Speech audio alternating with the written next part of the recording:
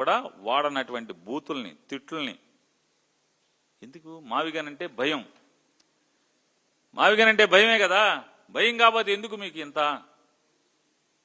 మేము అడుగుతున్నాం కదా, అమరావతికి ఎన్ని లక్షల కోట్లు కావాలి, అమరావతి పూర్తి చేయడానికి ఎన్ని సంవత్సరాలు కావాలి, ఎన్ని సంవత్సరాలు కావాలి? యుగాంతానికి వస్తుందా? కలియుగం పూర్తయ్యేప్పటికి అవుతుందా? నారా చంద్రబాబు నాయుడు గారు ఈ 9 మంది మంత్రులు నేడు అడుగుతున్నా, ప్రపంచ స్థాయి రాజధాని అని చెప్పారు. సింగపూర్ని మించిన రాజధాని నిర్మాణం చేస్తా అని చెప్పారు. సింగపూర్లోకి అమరావతిలోకి బుల్లెట్ ట్రైన్ తెస్తామని చెప్పారు. ఒలింపిక్స్ నిర్వహిస్తామని చెప్పారు అమరావతిలో. నవనగరాలు, అది రాజధాని కాదు, నవనగరాలు నిర్మాణం చేస్తామన్నారు. చివరికి ఏమైంది? 29 గ్రామాలతో కూడినటువంటి ఒక మున్సిపాలిటీని చేస్తున్నామని చెప్తున్నారు. ఇప్పుడు అమరావతి ఆంధ్రప్రదేశ్ రాజధాని అని చెప్పి మీరు చెప్తారు. కేంద్రంతో ఒప్పించాం, పార్లమెంట్లో చట్టం చేశాం, అవి చేసాం, ఇవి చేశామని సొల్లుగబులు చెప్తారు.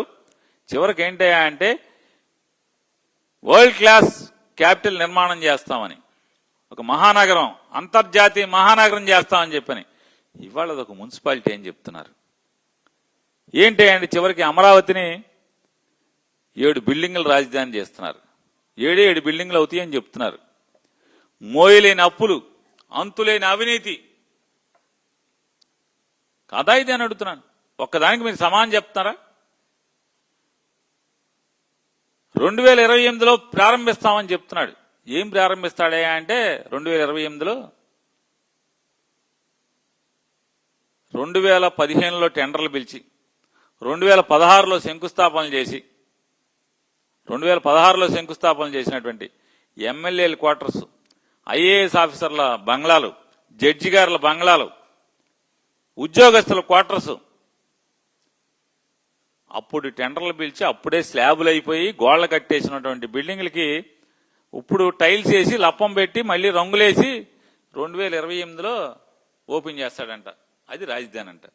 ఏంటయ్యా అంటే ఎమ్మెల్యేల హాస్టల్లో, ఐఏఎస్ ఆఫీసర్ల క్వార్టర్లు, జడ్జి బంగ్లాలు, ఉద్యోగస్తుల అపార్ట్మెంట్లు. ఇవన్నీ ఎప్పుడు మొదలెట్టారా అంటే 2016లో మొదలెట్టారు. 2019 వచ్చేప్పటికేమో వాటికి మొత్తం గోడలు, స్లాబులు అయిపోయినాయి, గోడలు అయిపోయినాయి, అన్నీ అయిపోయినాయి.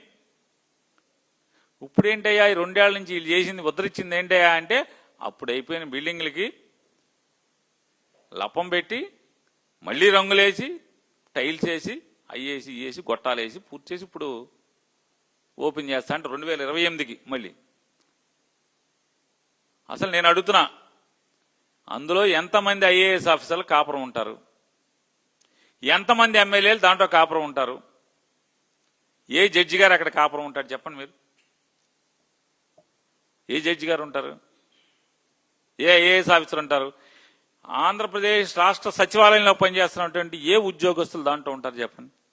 ఎంతమంది కాపురాలు పెడతారు? సింగిల్గా వచ్చి శుక్రవారం వెళ్ళిపోయే ఉద్యోగస్తుల గురించి నేను మాట్లాడట్లా. ఎంతమంది విజయవాడలో ఉన్నటువంటి కాపురాలని ఆ ఇళ్లలోకి తీసుకెళ్తారు 28కి?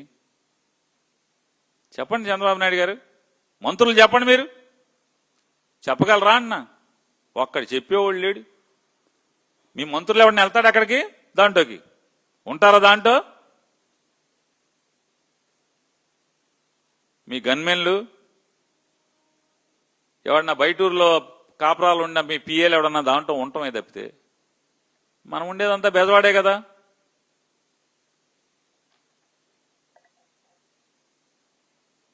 ఇంకా ఆయన గొట్టిపాటి రవి గారు ఎవరో మంత్రి గారు అనుకుంటా, ఆయన 2 సార్లు మాట్లాడాడు.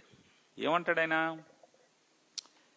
జగన్మోహన్ రెడ్డి గారు ఓ సైకో, ఒక ఇది అంట, అసెంబ్లీలో 30,000 ఎకరాలు కావాలని అడిగావు కదా జగన్, ఇప్పుడు మేము 50,000 ఎకరాలు ఉన్నాం కదా, ఇప్పుడు మళ్ళీ మావిగానే అంటున్నాం.